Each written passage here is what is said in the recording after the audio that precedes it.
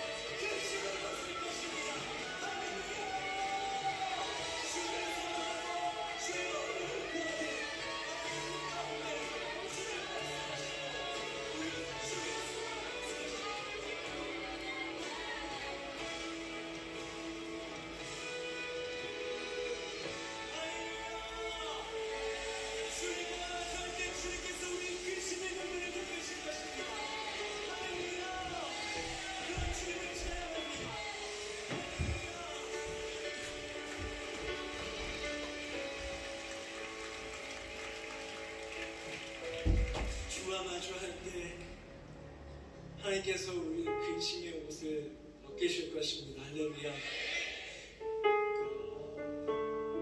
얼마 살지는 않았는데 참 하나님에 대한 고민이라고 할까요? 하나님 참 어려운 분이신 것 같아요. 믿음으로면 모든 것을 다 견딜 수 있고 신앙으로 모든 것을 다 이겨낼 수 있다고 그 배움을 따라가지 못하는 저를 볼 때 굉장히 낙심하거든요. 근데 그런 주님께서 저 천국에서 주님을 마주하면 주님께서 뭐라고 하실까? 너무나 많이 잘 듣고 여러분들 그 대답을 원하시겠지만 네, 맞습니다. 주님께서 참 수고했다라고 말씀하실 것 같아요. 여러분 믿으세요? 그러면서 우리가 입고 있는 이 근심의 옷, 이 고뇌의 옷 주님께서 벗겨주시지 않을까요? 이 세상을 살아갈 때 사단은 우리를 계속 두려움으로 자극합니다. 실은 저에게 날마다 그러거든요. 어렸을 때부터 신앙생활하고 믿음의 가정에서 태어나서 하나님 어떤 분이라고 많은 것을 알았지만 저는 하나님을 오해했습니다. 하나님께 조금이라도 잘못하면 하나님께서 바로 저를 생명책에서 지워버리실 줄 알았어요. 그런데 그 마음이 하나님이 주시는 마음이 아니라 사단이 주는 마음이더라고요. 세상에서 사단은 우리를 계속 자극합니다. 차라리 하나님 안 계신다고 말하면 좋겠는데 이렇게 자극하는 것 같아요. 네가 어떻게 하나님 믿어? 너 안 돼. 다른 사람 봐. 너보다 믿음이 좋으니까 저렇게 잘 살잖아. 여전히 형편없는 제 삶을 보면서 사단이 존재할 때 하나님께서 이렇게 말씀하시는 것 같아요. 그 두려움의 자극에서 머물지 말고 사랑이 나에게로 나와. 여러분 믿으세요? 그래서 오늘도 우리는 주님을 예배할 수 있습니다. 두렵지만 떨리지만 하나님 떨리는 마음으로 우리가 하나님 앞에 나아갈 수 있지만 결국은 하나님께서 우리를 사랑으로 나아가라고 하십니다. 그 마음을 들으시는 주님, 우리의 간곡함을 들으시는 주님, 여러분 믿으십니까? 그런 주님을 마음을 다해서 한 번 더 같이 노래하겠습니다.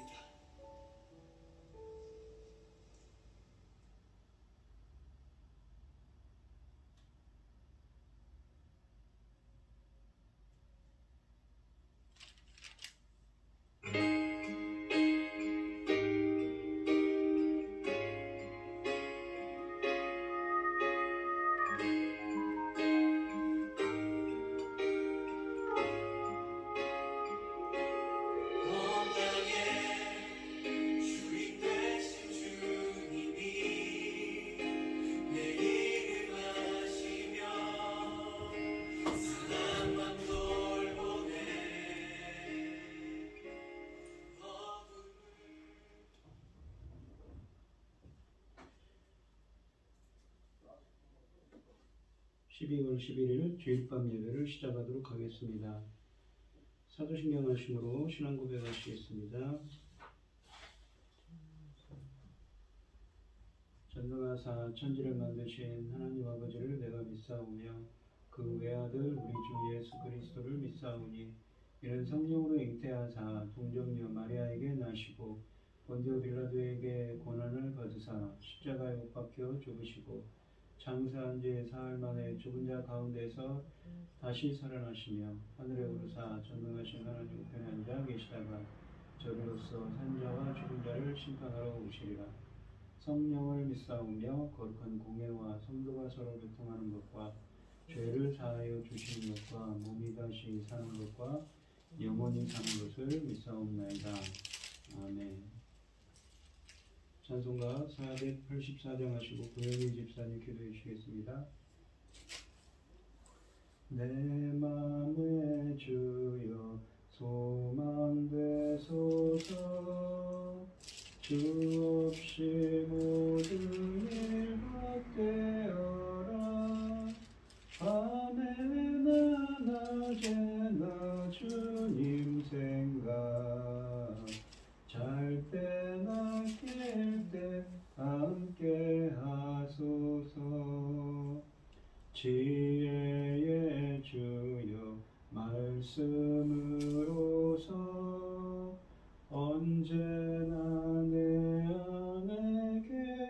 주십소서. 주는 내 아버지 나는 아들 주 안에 내가 늘 함께하네. 세상의 영광 안 보여도 언제나 주님은 나의 기여. 주님만 내 맘에 계시오니 영원한 주님 참 귀하셔라. 영원한 주님 내 승리의 주 하늘의 기쁨을 주옵소서. 어떠한 고난이 닥쳐와도 만유의 주여 소망 되소서. 아멘. 여호와께 감사하고 그의 이름을 불러하려며 그가 하는 일을 만민 중에 알게 할지어다. 그에게 노래하며 그를 찬양하며 그의 모든 기이한 일들을 말할지어다. 그의 거룩한 이름을 자랑하라. 여호와를 구하는 자들은 마음이 즐거울지로다.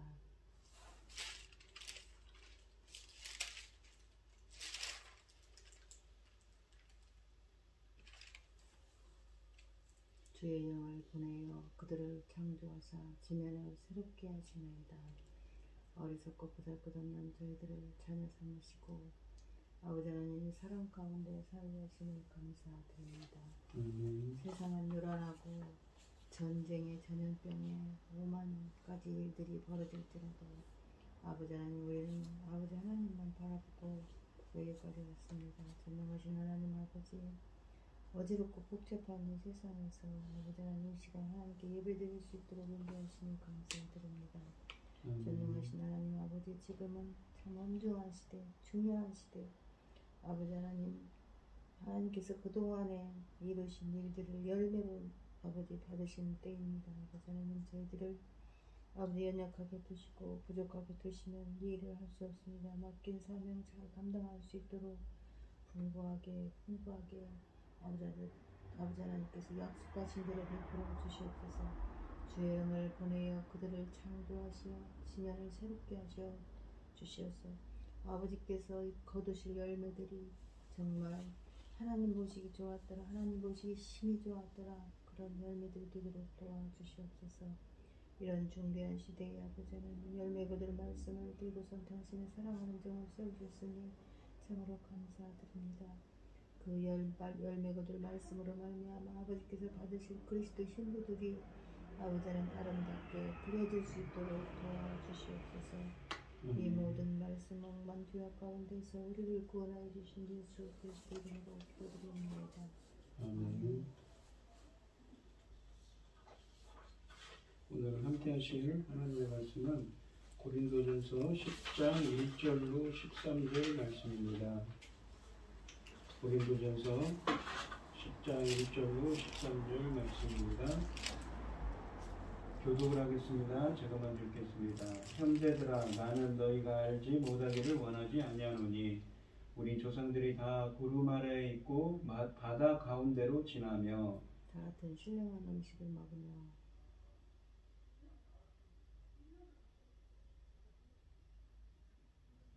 다 같은 신령한 음료를 마셨으니 이는 그들을 따르는 신령한 반석으로부터 마셨으며 그 반석은 곧 그리스도이시라. 그러나 그들의 다수를 하나님이 기뻐하지 아니하셨으므로 그들이 광야에서 멸망을 받았느니라. 이러한 일은 우리의 본보기가 되어 우리로 하여금 그들이 악을 즐겨한 것 같이 즐겨하는 자가 되지 않게 하려 함이니 그들 가운데 어떤 사람들과 같이 너희는 우상 숭배하는 자가 되지 말라. 기록된 바 백성이 앉아서 복공하시며 일어나서 뛰논다 함과 같으니라. 그들 중에 어떤 사람은 오늘하다가 하루에 2만 3천 명이 죽었나니 우리는 그들과 같이 음행하지 말자. 그들 가운데 어떤 사람들이 주를 시험하다가 뱀에게 멸망하였나니 우리는 그들과 같이 시험하지 말자. 그들 가운데 어떤 사람들이 원망하다가 멸망시키는 자에게 멸망하였나니 너희는 그들과 같이 원망하지 말라. 그들에게 일어난 이런 일은 본보기가 되고 또한 말세를 만난 우리를 깨우치기 위하여 기록되었느니라. 그런데 손들로 생각하는 자는 넘어질까 조심하라. 사람이 감당할 시험 밖에는 너희가 당한 것이 없나니 오직 하나님은 미쁘사 너희가 감당하지 못할 시험 당함을 허락하지 아니하시고 시험 당할 즈음에 또한 피할 길을 내사 너희로 능히 감당하게 하시느니라. 아멘. 찬송가 486장입니다. 이 세상에 근심된 일이 많고 참 평안을 몰랐구나. 내 주 예수 나로라 부르시니 곧 평안히 쉬리로다. 주 예수의 구원의 은혜로다. 참 기쁘고 즐겁구나. 그 은혜를 영원히 누리겠네. 곧 평안히 쉬리로다. 이 세상에 공부한 일이 많고 참 쉬는 날 없었구나. 내 주 예수 날 사랑하시오니 곧 평안히 쉬리로다. 주 예수의 구원의 은혜로다. 참 기쁘고 즐겁구나. 그 은혜를 영원히 누리겠네. 곧 평안히 쉬리로다. 이 세상에 죄악된 일이 많고 참 죽을 일 없었구나. 내 주 예수 날 건져주시오니 곧 평안히 쉬리로다. 주 예수의 구원의 은혜로다. 참 기쁘고 즐겁구나. 그 은혜를 영원히 누리겠네. 곧 평안히 쉬리로다. 아멘. 오늘 본문 말씀의 제목은 출애굽 세대의 예를 통한 경고입니다. 이 바울은 9장 1절로 22절에서 자신이 어떻게 이웃사랑의 계명에 따라 자신의 사도적인 자유와 권리를 다쓰지 않고 도리어 섬기는 자세로 사도직을 수행하는 것을 모범적으로 보여줌으로써 외 강한 자들이, 그러니까 신앙적으로 성숙하다고 하는 자들이 자신들의 자유와 권세를 약한 형제들의 입장을 고려하는 마음으로 제약하여야 하는 것을 가르쳤습니다. 그리고 9장 23절로 27절에서는 자신도 자신의 구원을 이미 완전히 확보한 것으로 자만하지 않고 근심과 섬김의 자세로 자신의 사도적 소명을 신실히 수행해 감으로써 어떻게 구원을 얻고자 하는지를 보여줌으로써 이 10장에서 펼칠 강한 자들이 우상숭배 잔치에 참여하는 등 방종하여 초래할 위험에 대한 경고를 준비하면서 출애굽 세대의 예를 들어 엄중히 경고하고 있습니다. 특히 이 본문을 설명하면서 이 본문은 구약의 출애굽 사건을 언급합니다. 이 성경 맨 마지막에 계시록 22장 1절로 4절에 보시면 생명나무의 길이 열리고 주님의 영광을 회복하게 된다고 합니다. 종말의 구원이라는 것은 곧 계시록 22장은 성경 맨 마지막 장에 있는 장이지요. 그러니까 종말의 구원이라는 것은 곧 태초의 낙원의 회복이라는 것을 함축합니다. 그런데 또한 이사야 등 선지서에서는 이 바벨론의 포로 귀환과 또 신약에서의 종말의 구원을 제2의 출애굽으로 묘사하고 있습니다. 바울도 이 예수 그리스도를 통한 구원을 이 한편 제2의 출애굽으로 설명하고 그를 통한 새 언약을 모세를 통해 시내산에서 세운 옛 언약에 비교하고 교회를 새 이스라엘로 보며 예수 그리스도의 죽음을 새 유월절 양의 희생으로 보았습니다. 또 다른 한편으로는 예수 그리스도를 마지막 아담이라고 또한 고린도전서 15장 45절에 말씀하고 있지요. 그리고 기독교인들을 하나님의 영광된 형상을 회복된 자들로 또한 로마서 8장 29절에 그리고 고린도서 3장 18절에 말씀하고 있습니다. 그리스도를 통한 종말론적인 구원을 이와 같이 하나님의 구원사의 중요한 인물들이나 사건들의 모형에 비추어 해석하는 것을 모형론이라고 하고 있습니다. 본문에서도 바울은 이와 같은 모형론을 타이폴로지라고 하는 모형론을 적용하며 출애굽하여 가나안으로 가기 위해 광야를 지나는 세대를 새 언약에 의해 하나님의 종말의 백성된 교회의 모형으로 보고 이 전자의 홍해 건너물 후자의 세례의 모형으로 전자의 광야에서 만나라는 것을 하늘에서 내려주신 만나라는 먹은 것을 후자의 성만찬의 모형으로 보며 또 고린도인들의 우상숭배 잔치에 참여하는 등의 방자한 행위들이 전자의 우상숭배, 금송아지 우상숭배와 불순종의 이 되풀이가 되어서는 안 될 것임을 경고하고 있습니다. 바울은 은혜와 자유를 남용을 하다가 광야에서 멸망당한 이스라엘 백성처럼 고린도 교회의 강한 자들도 지식을 앞세워서 자만하다가 넘어질 수 있다고 경고합니다. 바울은 광야 백성의 실패를 언급하며 구원받은 이후에 방종하지 않도록 경고하고 있습니다. 1절 말씀을 보시면 형제들아 나는 너희와 알지 못하기를 원하지 아니하노라. 너희가 알지 못하기를 원하지 아니하노니 우리 조상들이 다 구름 아래에 있고 바다 가운데로 지나며 구름이라는 것은 우리가 이 출애굽기에 보시면 구름기둥과 불기둥으로 인도하시죠. 구름기둥을 생각하시면 되겠습니다. 고린도 교인들 중 일부는 신앙을 고백하고 교회에 출석하며 성찬식에 참여하기 때문에 자기들 좋을 대로 생활할 수 있다고 생각했습니다. 나는 구원을 얻었어. 그러니까 괜찮아 라고 생각한 것이죠. 그러나 이것은 잘못된 신앙이었습니다. 바울은 이스라엘 역사를 예로 들어서 이 점을 입증해 보였습니다. 사람이 구원을 받고서도 믿음 없이 하나님 없이 살 수 있다는 잘못된 개념을 믿은 구약의 대표적인 예를 옛날 우리 유대인들의 조상들이 광야에서 겪은 일에서 찾아볼 수 있을 것입니다. 고린도의 헬라 기독교인들에게도 구약의 하나님의 백성은 그들의 조상들입니다. 하나님의 백성의 연속성을 강조하는 표현이 있지요. 출애굽기는 하나님의 중재로 이스라엘이 애굽의 노예 상태에서 기적적으로 탈출하는 기록을 담고 있습니다.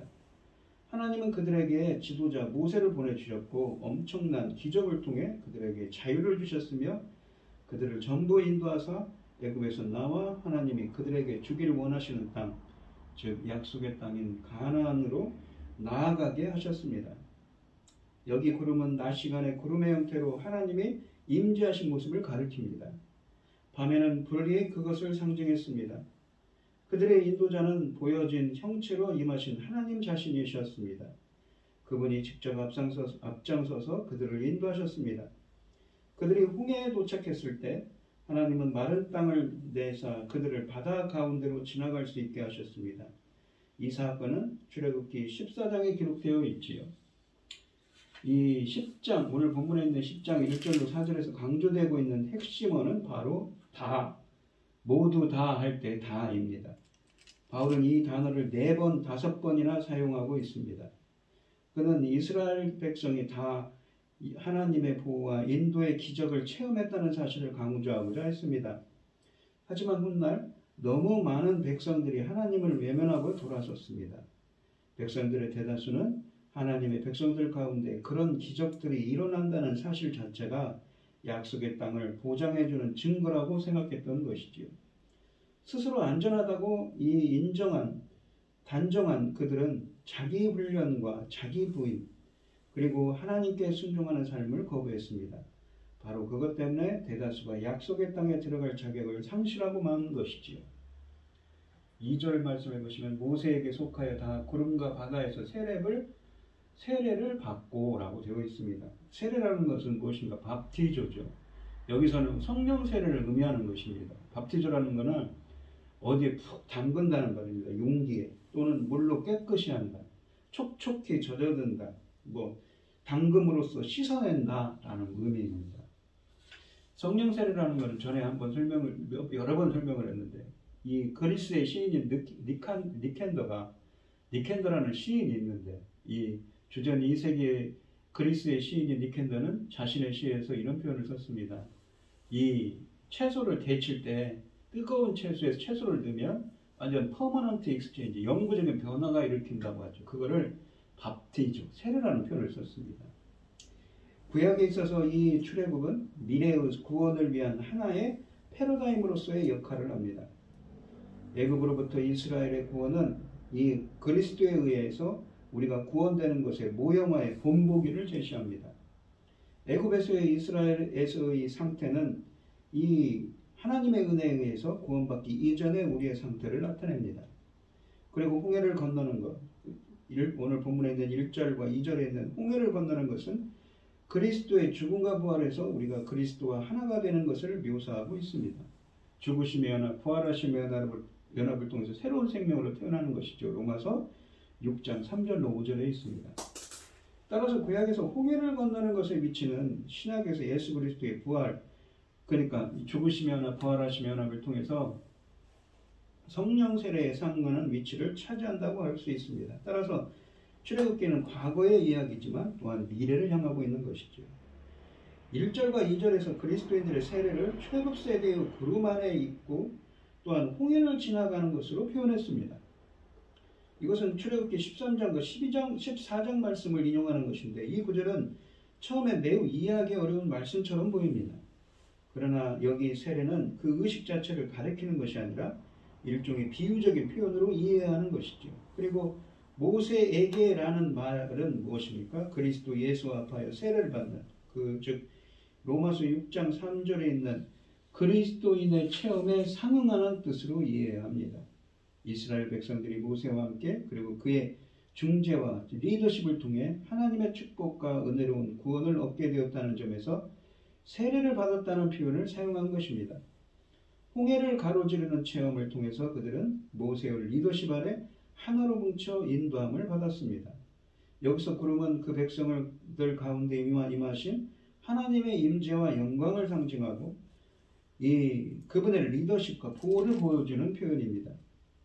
그리고 바다는 이스라엘 백성들의 애굽을 탈출하기 위해 홍해를 건너야 할 순간에 하나님이 홍해에서 그의 백성들을 안전하게 구원하셨다는 사실을 의미하는 표현입니다.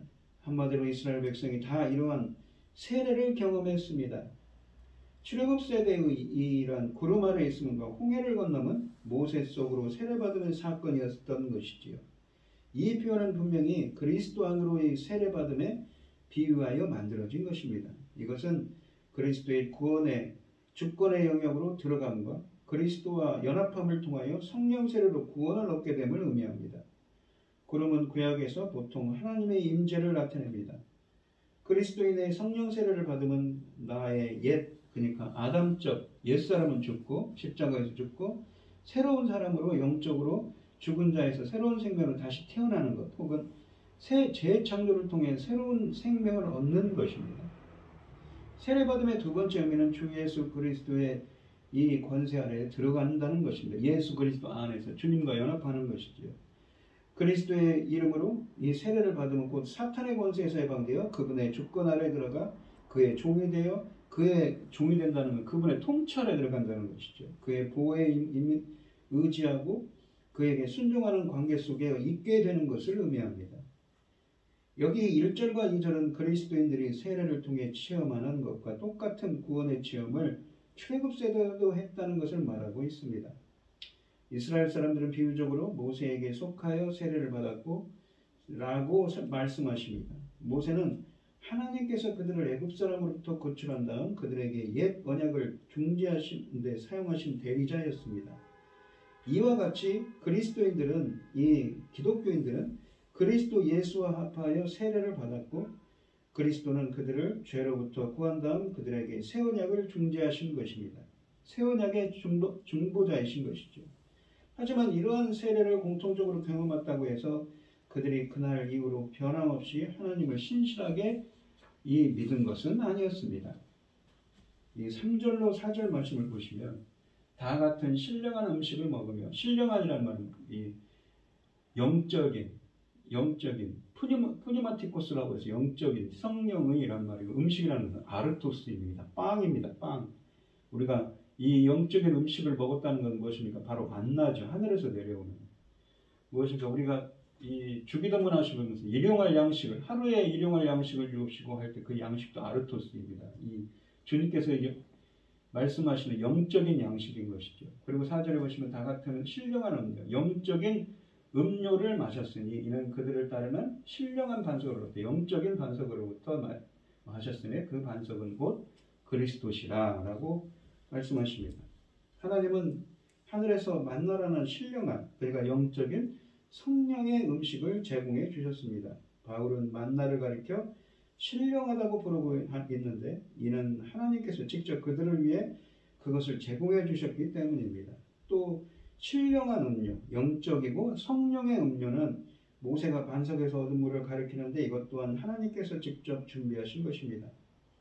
모세는 이스라엘 백성이 여행을 시작한 첫날부터 마지막 날까지 반석에서 물을 공급해 주었습니다. 그런데 바울은 그 반석은 곧 그리스도시라고 말했습니다. 실제로 그 백성과 동행하시며 그들을 양육하시고 그들이 여행하는 동안 그들의 필요를 채워주신 분이 바로 그분이었다는 것이지요. 구약성경은 종종 하나님을 반석으로 지칭하기도 합니다. 바울이 그리스도를 신령한 반석으로 지칭하는 것은 곧 그리스도를 출애굽의 하나님 여호와와 연결하는 것이고 따라서 그것은 바로 그리스도의 신성을 암시하는 말씀입니다. 5절 말씀을 보시면 그러나 그들의 다수를 하나님이 기뻐하지 아니하셨으므로 그들이 광야에서 멸망을 받았느니라. 1절부터 4절에서 광야의 신령한 음식과 음료를 신약의 성례전에 비유한 바울은 이 본문에서 이러한 신령한 음식과 음료를 먹은 이스라엘 백성들도 하나님께 불순종할 때 죽임을 당할 수밖에 없었다는 역사적 사실을 밝히고 있습니다. 이는 광야에서 가나안 땅을 정탐한 12명의 정탐꾼 중 여호수아와 갈렙을 제외한 나머지 10명의 정탐꾼에 의한 부정적인 보고와 이에 실망하여 다시 애국으로 돌아가려 했던 대부분의 이스라엘 사람들이 약 39년 동안의 이 광야에서 헤매다 죽은 사건을 가리키는 말씀입니다. 민수기 13장과 14장에 있지요. 바울이 이런 역사적 사건을 고린도 교인에게 말한 이유는 성례가 결코 그러니까 우리가 세례를 받고 그런 자기들이 이러한 세례를 받고 성찬식을 했다고 해서 결코 구원의 보증이 될 수 없음을 깨닫게 하기 위해서였습니다. 그래서 칼빈도 하나님의 용서가 없으면 어떤 방법으로도 구원은 불가능하다고 말합니다. 사실 약속의 땅 바로 앞에까지 따라온 백성들은 수백만 명이었습니다. 그렇지만 그 땅에 들어가기에 충분한 믿음을 갖춘 사람은 장정 60만 명 중에 단 2명이었습니다. 갈렙과 여호수아죠. 그들의 부족한 믿음 때문에 하나님은 그 백성을 광야로 다시 돌려보내어 40여 년 동안 그 황무지를 헤매게 하셨습니다. 하나님이 그들을 죽을 때까지 방황하게 하셔서 결국 저희가 광야에서 멸망을 받았습니다. 오직 여호수아와 갈렙 이 두 사람만 살아남아서 가나안 땅에 들어갈 수 있었지요. 그 외에 나머지는 약속의 땅을 밟아보지도 못한 채 광야에서 최후를 맞이했던 것입니다. 이것은 그들의 불순종과 반역에 대한 하나님의 심판입니다. 히브리서에 보시면 이 이스라엘 역사의 같은 사건을 하나님의 안식에 들어가는 것에 적용하고 있습니다. 히브리서 3장 7절로 4장 13절이지요. 히브리서 기자는 이 이스라엘이 불신과 불순종으로 그 땅의 안식에 들어가지 못했다면 성도들은 같은 이유로 하늘의 안식을 잃어버리지 않도록 조심해야 한다고 권면하고 있습니다. 바울은 이 구절에서 비슷한 주장을 하고 있는 것이죠. 오늘 본문에서도. 광야에 있는 이스라엘이 많은 축복을 받은 후에 심판을 받았다면 성도들도 주의하는 것입니다. 그들은 하나님의 심판에서 면제되었다고 생각해서는 안 된다는 것이지요. 그것은 하나님의 주권을 달려있다는 것입니다. 6절에 보시면 이러한 일은 우리의 본보기가 되어 우리로 하여금 그들이 악을 즐겨한 것 같이 즐겨하는 자가 되지 않게 하려 함이니 라고 되어 있습니다. 본보기라는 말은 이 헬라어로 티포스입니다. 우리가 이 모형이라고 하죠. 그리고 하나의 양식, 예를 뜻하는 말입니다. 그러니까 이러한 일은 우리의 하나의 본보기, 하나의 예가 된다는 것입니다. 6절부터 10절은 이 광야의 이스라엘이 지은 죄의 5가지 예를 기록하고 있습니다. 구약성경에 등장하는 백성들의 이야기는 신약성경의 기독교인들과 무관하지 않으며 고린도 교인들에게 자신들을 비춰볼 수 있는 거울의 역할, 본보기, 하나의 예가 된다는 것이지요. 특히 이스라엘 백성들의 이 출애굽 이야기를 통해서 성도들은 그러니까 이스라엘 백성들이 악을 즐겨한 것 같이 즐겨하는 자가 되지 않아야 한다는 교훈을 배울 수 있습니다. 악을 행한다는 것은 무엇입니까? 하나님이 기뻐하신 뜻대로 살지 않는 것이죠. 이스라엘 백성들의 신분이 하나님의 백성이자 그분의 사랑과 섭리를 받는 자들이라고 해서 그들이 모두 거기에 걸맞게 하나님을 사랑하고 섬긴 것은 결코 아니었습니다. 오히려 대다수는 악을 즐겨하고 하나님에게서 등을 돌렸습니다. 다음에 이어지는 구절들이 그것을 묘사하고 있지요. 7절 말씀을 보시면 그들에게 어떤 사람들과 같이 너희는 우상 숭배하는 자가 되지 말라. 출애굽기 32장에 보시면 금송아지를 만들었죠. 기록된 바 백성이 앉아서 먹고 마시며 일어나서 뛰논 다음과 같으니라. 백성이 앉아서 먹고 마시며 일어나서 뛰노는 사건이 일어난 것은 이스라엘 백성들이 출애굽기 32장 1절로 6절에서 모세가 십계명을 받으러 시내산에 올라간 뒤에 이 산 아래에 있던 이스라엘 백성들이 모세를 기다리다 지친 나머지 금송아지를 만들어 경배한 사건을 가리킵니다. 이것은 십계명의 두 번째 계명인 우상을 만들고 섬기지도 말라는 조항에 위배되는 것이었으나 이스라엘 백성들은 이를 우상으로 여기지 않고 하나님에 대한 경배로 생각했습니다. 이처럼 바울이 이스라엘의 우상 숭배에 대한 잘못을 고린도 교인에게 제일 먼저 말한 이유는 고린도 교인 없이 당시 이방인 예배나 이방인의 그러한 신전 예배나 축제에 참여하는 것을 우상 숭배로 여기지 않았기 때문입니다. 자기들의 일상처럼 여겼던 것이죠. 그래서 바울은 이스라엘 백성들이 금송아지를 하나님으로 생각하고 경배를 드렸으나 그것이 우상 숭배 행위로 규정되었듯이 고린도 교인 역시 신전 축제의 참여를 대수롭지 않게 여기고 죄가 되지 않는다고 생각해도 그것은 하나님 앞에서 큰 죄임을 지적하고 있는 것입니다. 출애굽의 기적들을 목격한 백성들이 그처럼 쉽게 우상 숭배의 길로 빠져들었는데 하물며 우상들로 둘러싸인 고린도의 기독교인들은 말할 필요도 없었던 것이지요. 따라서 고린도 성도들은 항상 스스로 경계하며 하나님을 섬기는 것과 우상 숭배하는 완전히 구별되어야 된다는 사실을 기억해야 했습니다. 8절 말씀을 보시면 그들 중에 어떤 사람들이 음행하다가 하루에 23,000명이 죽었으니 우리는 그들과 같이 음행하지 말자라고 하십니다. 이스라엘 백성들 중에서 하루에 23,000명이 죽은 사건은 민수기 25장 1절로 9절에 기록되어 있습니다. 그들이 가나안의 신 바알보를 숭배하고 모압 여인들과 음행을 하다가 음행을 하다가 이 심판을 받은 일입니다. 바알신을 숭배하는 의식에는 성적인 부도덕을 조장하는 의식이 포함되어 있었습니다. 그런데 이스라엘 백성들은 그런 우상을 숭배하기 위해 자기 자신들의 율법에 분명히 역행하는 행위들을 자행했던 것이죠. 이 일이 광야를 방황하던 시기에 일어났으며 거기에 연루된 사람들은 다름 아닌 애굽을 떠난 뒤 금송아지를 섬기다가 7절 말씀처럼 이미 한번 호된 벌을 받은 바로 그 사람들이었습니다. 많은 사람들이 겉으로는 하나님께 속해 있다고 주장하면서 속으로는 그분을 전혀 이 존경, 두려워하지 않은 채 계속 죄를 저질렀습니다. 그들의 죄 때문에 하나님은 그들을 호되게 멸하셨습니다. 고린도에 있는 성도들이 이것과 비교 대상이 되는 일은 불가피했을 것입니다. 그 지역에서 대부분의 우상숭배는 의식으로 거행되는 매춘행위와 온갖 종류의 성적인 부도덕에 초점이 맞춰져 있었습니다. 하나님은 입으로는 하나님께 속해 있다고 주장하면서 여전히 우상숭배나 성적인 부도덕에 참여하는 사람들을 결코 가볍게 지나치지 않으실 것이라고 본문에서 말씀하고 있는 것이지요. 9절에 보시면 그들 가운데 어떤 사람들이 주를 시험하다가 뱀에게 멸망하였나니 우리는 그들과 같이 시험하지 말자.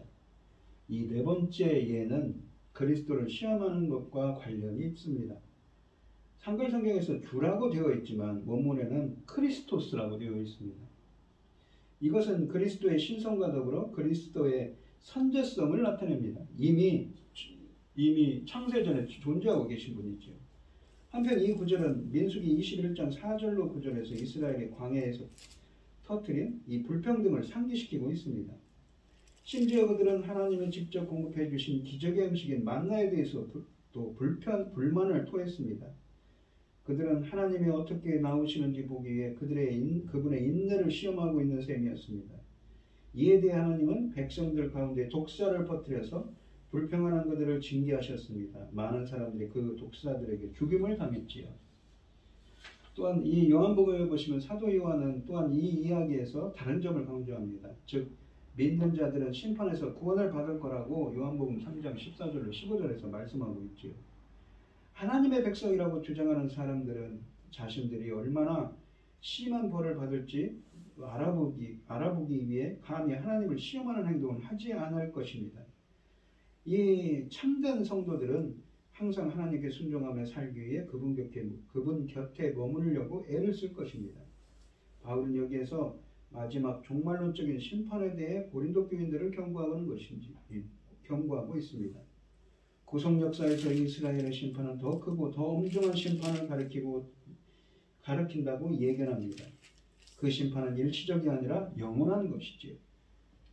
10절에 보시면 그들 가운데 어떤 사람들이 원망하다가 멸망시키는 자에게 멸망하였나니 너희는 그들과 같이 원망하지 말라. 여기에 언급된 원망하는 사건은 모세와 아론의 리더십에 백성들이 불만을 터뜨렸을 때 일어난 사건을 가리킵니다. 사실 이것과 유사한 사건들은 여러 차례 일어났습니다. 하나님이 보낸 멸망시키는 자에게 멸망당하였다는 구절은 이스라엘 백성들이 약속의 땅에 들어갈 수 없게 되자 가데스 바네아에서 원망하다가 벌어진 사건을 염두에 두고 있는 것 같습니다. 대표적인 사건이죠. 하나님은 전염병으로 그들을 벌하셨습니다. 또 이 사건은 민수기 16장에 기록된 사건을 언급하는 것일 수도 있습니다. 거기 보면 반역한 고라와 그 당이 생매장된 것과 그것을 원망하던 자들의 멸망을 가리킵니다. 두 경우 모두 원망과 반란의 결과로 주어진 전염병이 하나님이 보낸 죽음의 사자, 멸망을 시키는 자를 통해서 온 것임을 전제로 하고 있는 것이지요. 하나님에 대한 원망이나 그분이 세운 지도자들에 대한 원망은 결과적으로 하나님의 형벌을 낳았습니다. 하나님은 이 죄를 결코 가볍게 여기시지 않습니다. 이것 또한 고린도 교회가 직면한 또 하나의 문제였던 것이지요. 바울은 이스라엘의 광야에서의 죄들을 하나하나 열거하고 고린도 교인들이 같은 죄를 범하지 않도록 경고하고 있는 것입니다. 11절 말씀해 보시면 그들에게 일어난 이런 일은 본보기가 되나니 아까 말씀드린 티푸스 하나의 예가 되나니 또한 말세를 만난 우리를 깨우치기 위하여 기록되었느니라. 말세라고 되어 있죠. 마지막 때라고 되어 있지만 예수님과 초림과 재림 사이를 말세라고 합니다. 성경에서는 마지막 때라는 표현을 씁니다. 말세를 당한 곧 이미 종말에 진입해 있는 무리라고 표현하고 있습니다. 교회는 이미 종말론적인 세대입니다. 바울은 과거에 이스라엘 백성들이 지은 죄를 상기시키면서 그것을 거울 삼아 같은 죄를 범하지 말 것을 권면하고 있습니다. 구약 성경의 이야기들은 1세기경의 신자들 그리고 오늘날의 우리들에게 경계로 기록된 것입니다. 이스라엘 백성들이 불순종했을 때 그들은 형벌을 받았습니다. 마찬가지로 기독교인이라고 주장하는 사람들이 죄를 짓고 회개하지 않으며 변하려는 마음도 없고 하나님의 법을 무시한다면 그들 또한 형벌을 받을 것입니다. 그리스도께서 오셨을 때 모든 것이 변했습니다. 과거사는 모두 끝났으며 이제 성경 속의 기록으로 남았습니다. 우리는 그 기록된 사건들의 교훈들을 하나님의 자비와 예수 그리스도 안에 있는 구원에 비추어서 이해할 수 있는 것이죠. 이제 6절로 10절에 기록된 사건들의 중요성이 설명됩니다. 이 이스라엘의 경험은 결코 그들만의 것이 아니라 처음부터 본보기를 목적으로 했습니다. 즉 하나님이 구속사를 계획하셨고 이스라엘의 삶은 모형론적으로, 그러니까 하나의 본보기로 기능을 했습니다. 예수 그리스도의 교회가 하는 경험은 이스라엘의 경험에 부합하고 놀라울 정도로 이스라엘의 경험을 재현했습니다. 여기에 제공된 모형론에 대한 이해는 말세가 예수 그리스도를 믿는 사람들에게 왔다는 주장과 일치합니다. 예수 그리스도 안에서 마지막 때, 즉 역사의 종말이 왔다는 개념은 신약에서 일반적인 표현입니다. 사도 요한은 마지막 때라고 말하고 요한일서 2장 18절에 그리고 베드로전서 4장 7절에 만물의 마지막이 가까이 왔으니라고 선언합니다. 하나님은 아들을 통해 이 모든 날 마지막에 그의 아들을 통해서 자신의 백성에게 말씀하셨다고 히브리서 1장 2절에도 말씀하십니다. 모든 역사와 하나님의 언약은 예수 그리스도 안에서 성취되는 것이죠. 마지막 날은 시작되었지만 예수 그리스도 안에서 완성되지는 않았습니다. 그러므로 이스라엘의 역사는 예수 그리스도를 믿는 사람과 특별히 고린도 교인들을 위한 것입니다. 그들은 광야에서 하나님에 대한 이스라엘의 반응에서 얼마나 심각하게 하나님을 불신하고 그분께 불순종했는지를 봅니다. 구약의 책들은 1차적으로 그것들을 처음 읽은 사람들을 위한 것이 아니었습니다. 하나님은 1차적으로 그리스도인, 즉 말세를 만난 사람들을 위해 구약을 기록하셨다고 로마서 4장 23, 24절, 15장 4절에 말씀하십니다.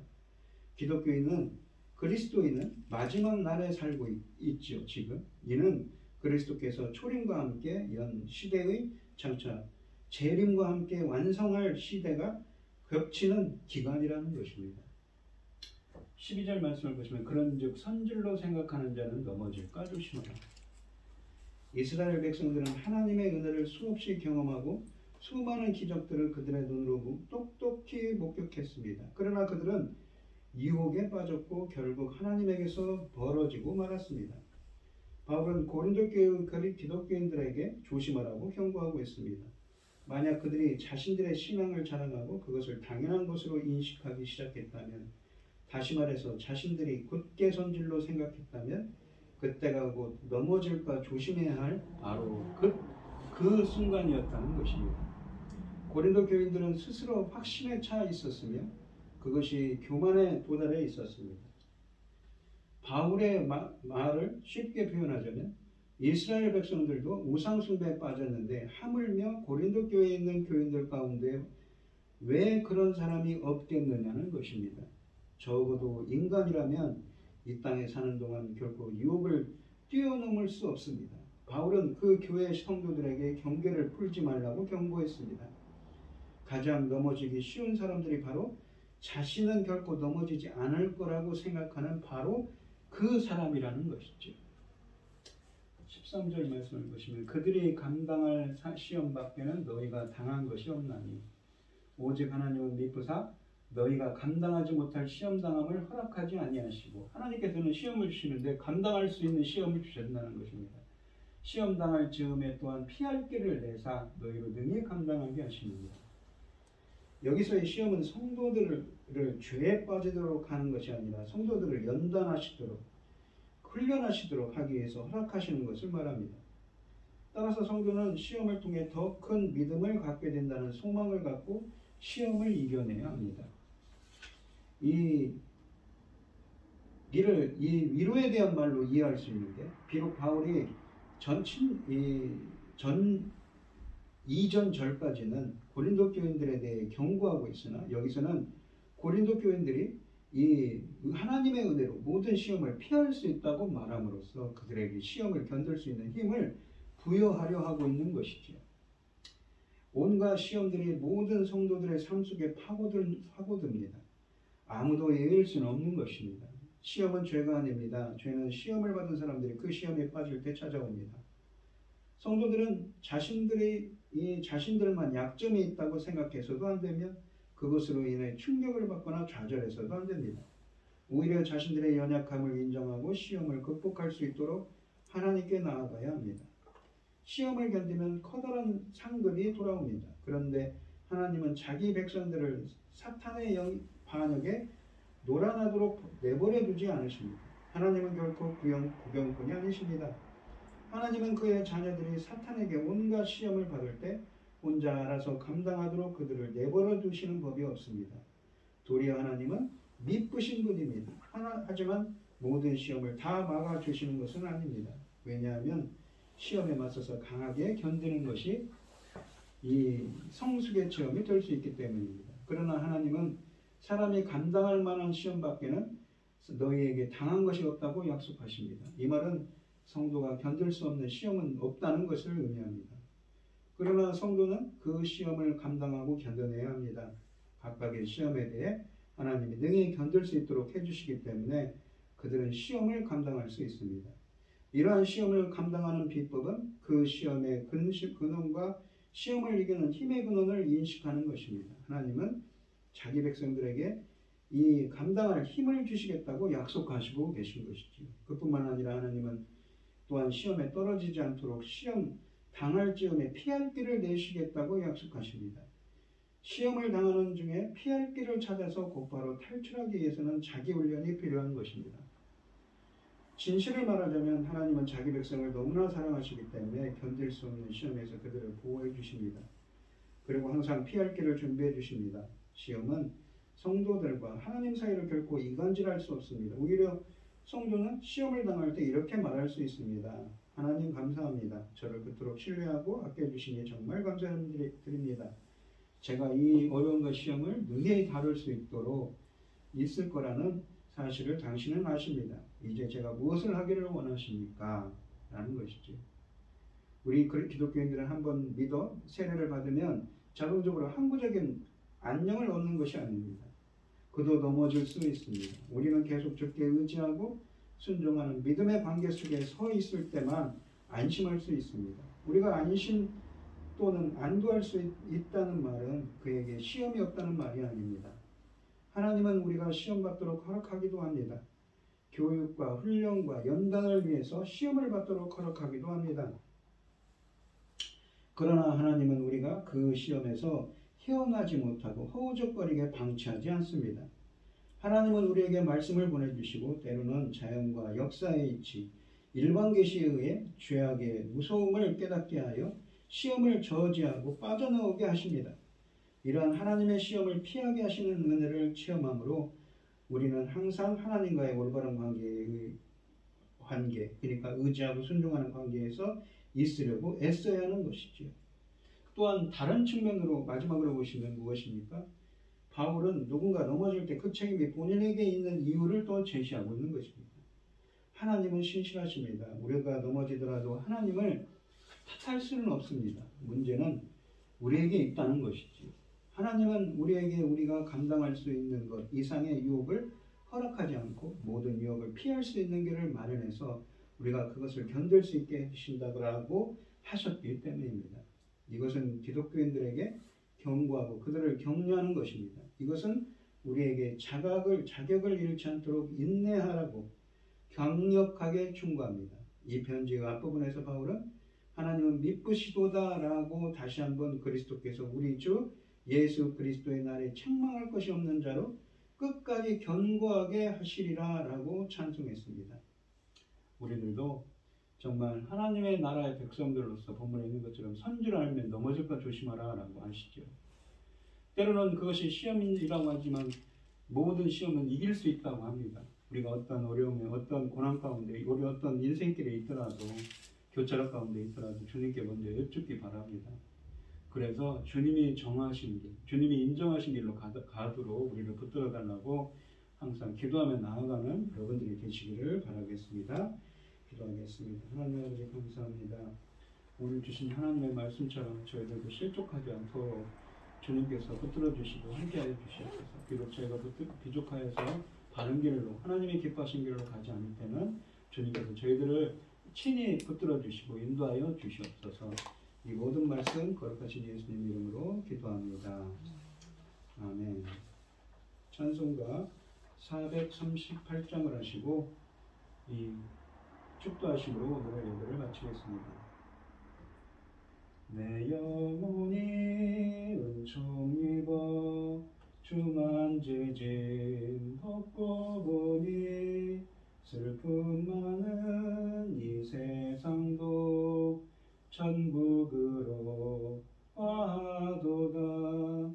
할렐루야 찬양하세. 내 모든 죄 사함받고 주 예수와 동행하니 그 어디나 하늘나라.